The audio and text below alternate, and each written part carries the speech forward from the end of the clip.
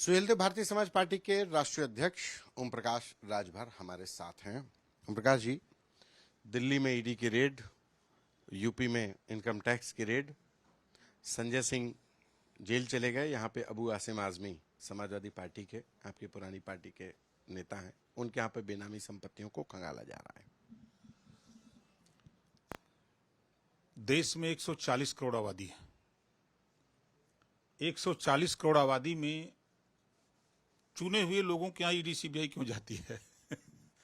सवाल इस बात का है। और तो विपक्ष कह रहा है कि विपक्षियों के यहाँ ही क्यों जाती है। नहीं, विपक्षियों की बात अगर कहें, एक बयान मैं आपको बताता हूं माननीय शिवपाल यादव जी के। जब उन्होंने प्रगतिशील समाजवादी पार्टी बनाई तो उन्होंने समाजवादी पार्टी के विषय में बोला था कि समाजवादी पार्टी चोर उचक्कों की पार्टी हो गई है। ये शिवपाल जी के बयान है। चोर उचक्कों का काम क्या होता है? शिवपाल जी के बयान पर। दूसरा उन्होंने बयान दिया था कि समाजवादी पार्टी में शराब माफिया आ गए हैं। समाजवादी पार्टी में शिवपाल जी ने कहा कि गरीबों की जमीन कब्जा करने वाले लोग समाजवादी पार्टी में आ गए हैं और समाजवादी पार्टी में एक शकुनी आ गए हैं जिनको पश्चिम में लोग चश्मा वाले के नाम से जानते हैं।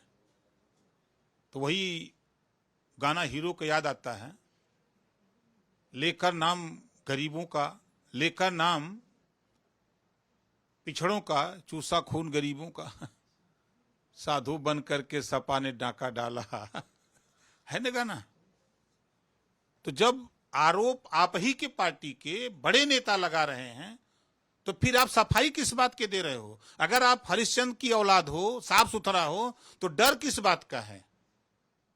हम भी तो उनके साथ थे, हम भी तो बीजेपी के खिलाफ हम भी थे, 4 साल खिलाफ थे।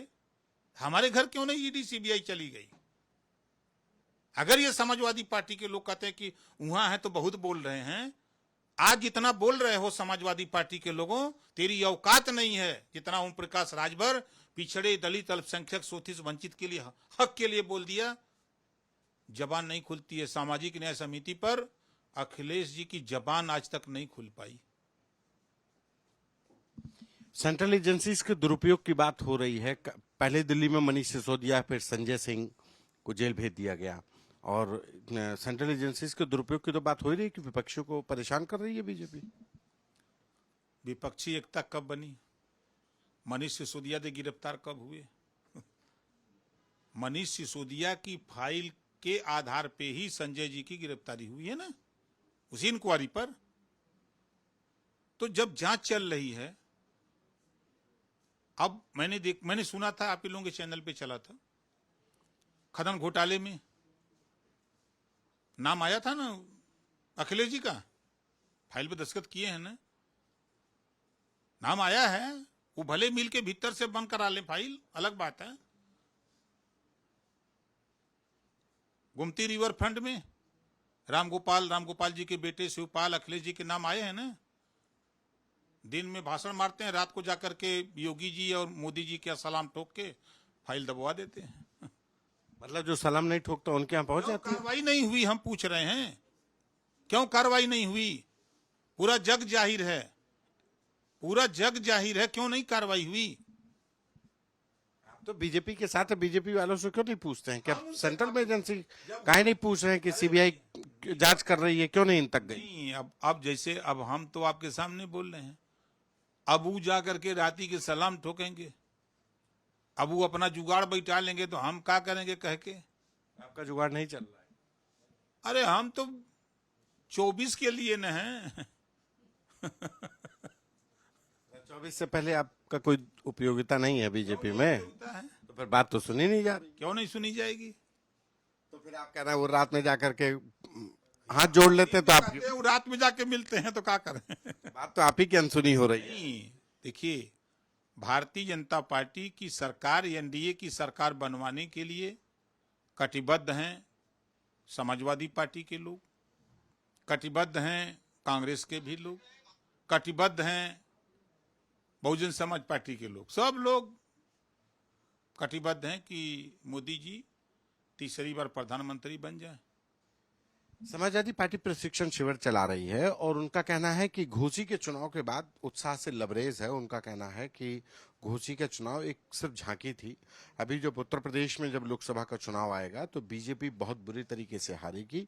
और अखिलेश यादव ने तो कह दिया है कि हम जहां पर भी किसी भी पार्टी, चाहे वो कांग्रेस हो, बीएसपी हो, अगर कोई जिताऊ कैंडिडेट मिलेगा तो हम उसको टिकट दे देंगे, लेकिन बीजेपी को हराएंगे।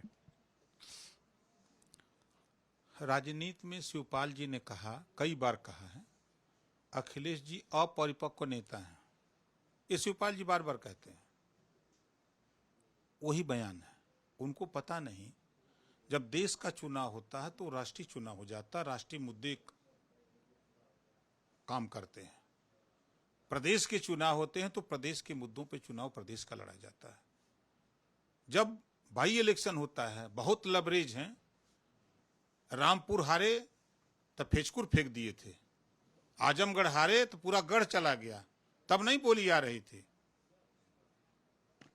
17 नगर निगम हार गए नगर निकाय चुनाव में, तब बोली नहीं आ रही थी। इसी प्रदेश में चुनाव हो रहे हैं। एक वो चुनाव जीतले पर, अरे मनावा की बहुजन समाज पार्टी ना लड़ा ली, भरम में है। 80,000 वोट वहां बसपा का खाली अकेले रहा, यह वोटवा वहां माल बांट के ले लिए। आप लोग नहीं सेट कर पाए।